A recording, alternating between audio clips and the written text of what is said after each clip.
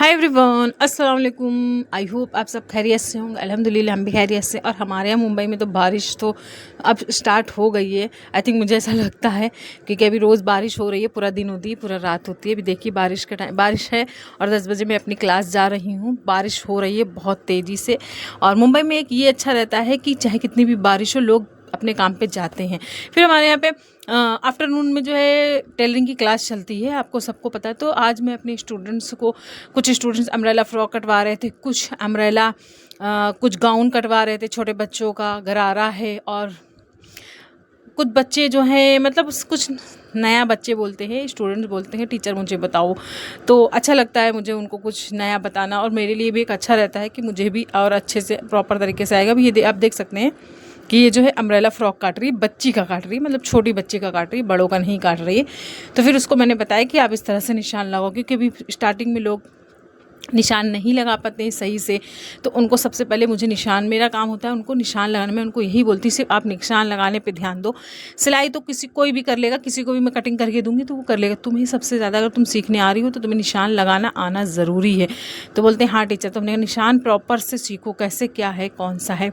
फिर उसके बाद जो है उन्होंने अपनी फ़्रॉक कट कर ली थी, उन्होंने अपनी अम्ब्रेला फ़्रॉक कट कर ली थी। फिर एक स्टूडेंट से उनको 16 कली वाली फ़्रॉक बनानी थी। तो हमने कहा ठीक है आप, तो वो बोली टीचर मैं साड़ी लेकर आई, पुरानी रखी, पहले मैं इस पर सीखूंगी, फिर उसके बाद मैं अच्छा कपड़ा। हमने ठीक है कोई नहीं है, आप निशान लगाओ। फिर मैंने उनको जो है 16 कली वाली फ़्रॉक का निशान लगाया था, बहुत ईजी था। तो वो बोली हाँ टीचर मैं उसको कटिंग करना मैंने बता दिया था कि इस तरह से कटिंग करो। अभी देखो उन्होंने कटिंग कर लिया और मैंने उनको बोला कि इस तरह से इसको ज्वाइंट करना है। आप एक एक कलीज को जोड़ के आप उसमें चाहे तो लेस लगा सकती हैं और चाहे तो आप ऐसे भी रख सकती हैं। तो बोली टीचर हाँ ठीक है। फिर उनके पास हाथ वाली मशीन घर पे थी, तो बोली टीचर हम घर पे जो है सिल लेंगे। हमने कहा ठीक है आप घर पे सिल लीजिएगा। तो वो उनको कन्फ्यूज़न हो रहा था कि किस तरह से उसको ज्वाइन करना है, तो वही मैं उनको खोल कर बता रही थी। और हमारे यहाँ पे हर तरह के लोग आते हैं सीखने के लिए। किसी को ब्लाउज़ सीखना है, किसी को फ़्रॉक सीखना है, किसी को कुर्ता पैजामा है। और लेडीज़ वाले कपड़े ज़्यादातर हम लोग सिखाते हैं, जेंट्स वाले नहीं सिखाते हैं। ब्लाउज़ है, कोई मराठी लोग आते हैं, भैया लोग आते हैं यूपी के, तो उस सबको अलग अलग उनकी वो रहती फरमाइश, तो उसी के अकॉर्डिंग उनको ही बताना पड़ता है। कभी आप देख सकते हैं इन्होंने अपनी कली सारी खोल ली हैं और फ्रॉक के टाइप्स हमने कहा इस तरह से ज्वाइन कर लेना। तो कहीं ठीक है। मुंबई में ज़्यादातर लोग कटिंग करने पे ध्यान कम देते हैं, सिलने में ज़्यादा ध्यान देते हैं, क्योंकि यहाँ पे ज़्यादातर लोगों के पास मशीन नहीं होती है।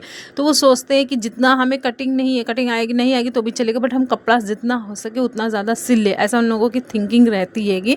बट मैं उनको समझाती हूँ कि तुम कटिंग करना सीखो, कटिंग आ गई तो फिर तुम सिलाई ईजिली कर लोगी। तो ऐसा अभी थोड़ा सा उनको समझाना बहुत रिस्की है, और ऐसा लगता है कि थोड़ा देर में उन लोगों को समझ में आएगा। तो इसके बाद जो है शाम का टाइम हम सोया मेथी आलू की सब्जी बना रहे थे।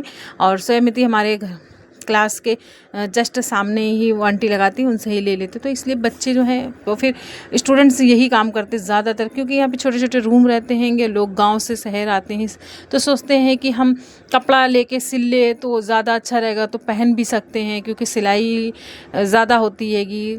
इसलिए लोग कटिंग पे ध्यान कम देते हैं, सिलने पे ज़्यादा, क्योंकि हमारे यहाँ पे NGO, तो हमारे यहाँ पे मशीन अवेलेबल है बहुत सारी। तो ज़्यादातर स्टूडेंट्स वही कोशिश करते हैं कि हम जितना हो सके उतना सिल ले। तो वो रोज़ उनको कटिंग बताओ, चाहे वो सिलाई कैसी भी सिली हो, बट उनको सिलाई, कटिंग में इंटरेस्ट नहीं, उनको सिलाई में इंटरेस्ट रहता है। ऐसे मैंने, मतलब इतना एक्सपीरियंस मुझे हुआ, 1 साल में मैं वहाँ पे जुड़ी हुई, और 5 साल से मैं जुड़ी हूँ, जो पहले भी टीचर सिखाती थी। तो ऐसा उन लोग, वहाँ की लोगों, मतलब वहाँ की स्टूडेंट्स जो यहाँ मुंबई में जो स्टूडेंट्स हैं, उनकी ऐसी थिंकिंग रहती हैगी, क्योंकि फ़ीस भी हम लोग बहुत कम लेते हैं। तो उसके और फ़ीस भी हमारे यहाँ पे बहुत ही कम हैगी। तो लोग क्या करते हैं, सोचते हैं कि हम जितना हो सके उतना हम सिल ले। कटिंग तो गया, कुछ लोग ऐसे होते हैं जो बहुत दिन तक सिलते हैं, लेकिन वो कटिंग पे ध्यान ही नहीं देते, वो सिर्फ सिलाई पे ही ध्यान देते हैं। अभी क्या कर सकते हैं, मेरा काम उनको सिलने में बोलती हूँ। और सर्टिफिकेट भी नहीं लेते, एक तो सबसे बड़ी बात है। मैं बोलती हूँ कि कितना भी कुछ भी हो जाए, कटिंग करो, पूरा 6 मंथ का कोर्स है वो कंप्लीट करो, और सर्टिफिकेट भी लो, क्योंकि तुम्हारे सर्टिफिकेट काम आएगा। लेकिन स्टूडेंट्स जो हैं बस 1 महीना सीखेंगे, उनको ऐसा लगता है कि मुझे आ गया है, अब मैं नहीं सीखूंगी, तो वो क्लास छोड़ देते हैं। इस तरह से मतलब ऐसा रहता है। पर मैं हर स्टूडेंट्स को यही बोलती हूँ कि सर्टिफिकेट ज़रूरी, चाहे मेहंदी का हो, चाहे सिलाई का, या ब्यूटिशियन, किसी भी चीज़ में आप किसी भी फील्ड में है तो सर्टिफिकेट ज़रूर लो। कभी कोई इंसिडेंट आपके काम आएगा। हमने कहा कि देखो मेरा सर्टिफिकेट था, मैं इंटरेस्ट सिर्फ मैंने सिलाई सीखी और मेरे पास सर्टिफिकेट था, बट कभी मैंने ये सोचा नहीं था कि मैं सिलाई सिखाऊंगी, सॉरी। फिर उसके बाद अभी मुझे ज़रूरत पड़ी ना, तो मैंने कहा मेरे पास सर्टिफिकेट था तो मैंने दिखाया, क्योंकि आज के टाइम में तुम्हारे टैलेंट की ज़रूरत नहीं है जितना कि आपके पास प्रूफ हो, तो प्रूफ ज़रूरी है ना, इसलिए। तो बोले हाँ टीचर, बहुत से लोगों को जिनको समझ में आ जाता तो वो बोलते टीचर मैं सर्टिफिकेट लूँगी। हम ठीक है, उनको यही समझाना मेरा काम रहता है। और इसलिए स्टूडेंट्स को भी समझना चाहिए, हम उनसे यही बोलते हैं कि तुम यहाँ से सीख के गांव भी जाके वहाँ पे सिलाई सिखा सकती हो, अपनी क्लासेस चला सकती हो, वो तुम्हारे ही काम आएगा। तो इस तरह से मेरा काम तो समझाना है। देखो, एक टीचर एक ऐसी होती है जो ये चाहती है कि मेरा स्टूडेंट्स हमसे भी आगे जाए। बाकी फील्ड में लोग शायद नहीं ऐसा सोचते, लेकिन टीचर एक ऐसा होता है, कोई भी टीचर हो, चाहे टेलरिंग का हो, इसक मेहंदी का हो, या फिर पढ़ाने वाला टीचर हो, वो सोचता है कि मेरा स्टूडेंट हमसे भी आगे लाइफ में जाना चाहिए, उससे कभी भी उसको जेलसी नहीं होगी। बाकी अदर फील्ड में होता है कि हर एक इंसान टांग खींचने में लगा रहता है, पर टीचर कभी भी ऐसा अपने स्टूडेंट्स के साथ नहीं करती है। और फाइनली फिर हमारा जो है नाश्ता बन के तैयार हो गया था। मैंने सोया मेथी आलू की सब्जी बनाई थी और वही पराठा बना रहे थे। तो अभी मेरे हस्बैंड नहीं रहते तो फिर मैं सुबह के टाइम ही बना लेती हूँ, तो फिर मैं वो आफ्टरनून में भी वही खाती हूँ।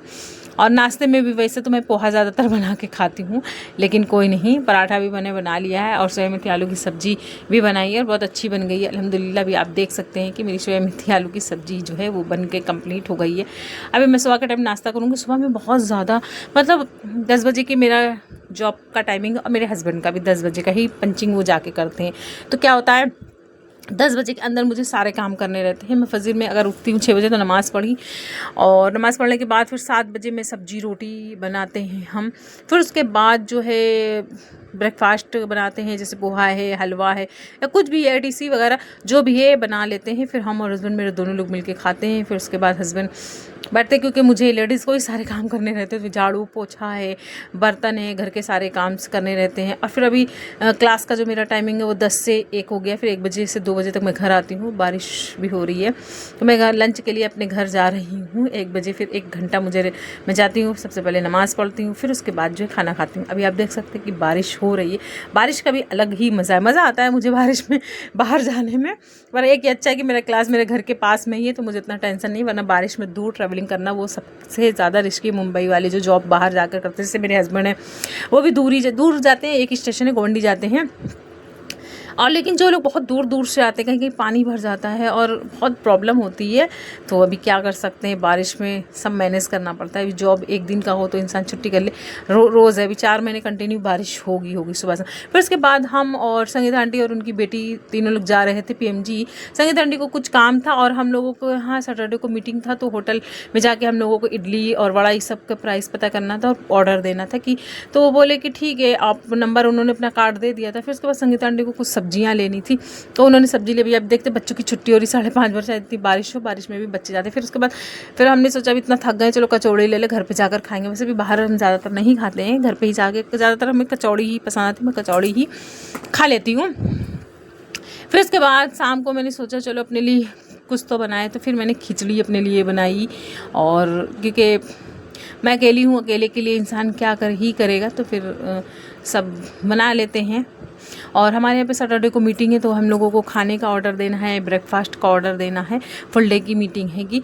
तो अभी हम लोग के एकता नगर में ही होने वाली थी, तो हम लोग जो है चिकन और नॉनवेज और वेज के चक्कर में पड़े हुए थे, क्योंकि सावन में हमारे यहाँ पे सारे रिलीजन के लोग ही काम करते हैं।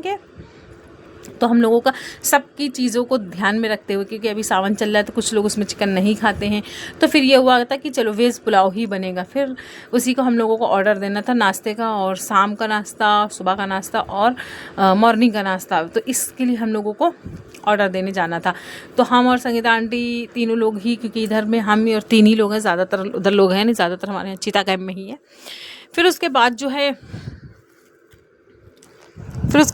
जो है मैंने छोले और आलू बनाए हुए थे। फिर उसके बाद मुझे जो है कुकर लेना था, क्योंकि मेरे पास 2 कुकर थे, एक में मैं सब्जी बना लेती थी, एक में चावल बना लेते थे। तो अभी मैंने सोचा कि पहले मुंबई स्टाइल, मतलब मैं सोची पहले यूपी स्टाइल वाला कुकर लूँगी।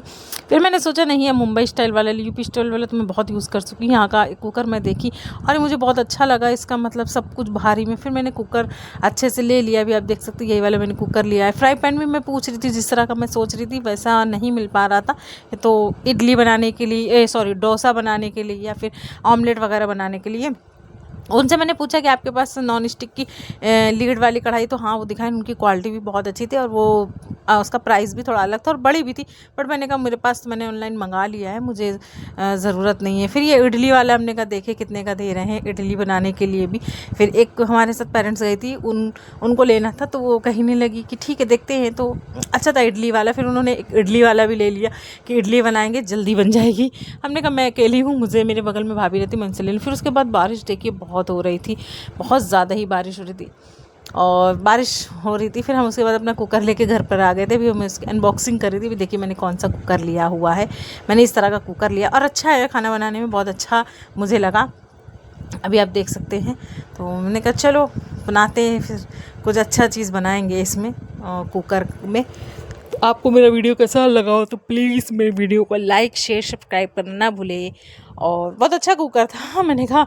और हस्बैंड बोले, फिर प्राइस भी अच्छा था, रिजनेबल प्राइस में उन्होंने दिया, ऐसा नहीं है। तो फिर अभी आप देख सकते हैं मेरा कुकर कैसा है। आपको मेरा कुकर कैसा लगा हो तो प्लीज़ मुझे कमेंट्स करके बताइएगा ज़रूर। और मैंने इसमें अपना नाम भी लिखवाया था। यहाँ बम्बई में एक अच्छा है कि नाम ज़रूर लिख देते हैं, आप जो भी बोलोगे अपना नाम वो लिख देंगे, डेट भी लिख देते कि आपने कौन सी डेट में लिखा। आप देख सकते होंगे कि मेरे कुकर में मेरा नाम भी लिखा हुआ है। तो अच्छा है कुकर मेरा।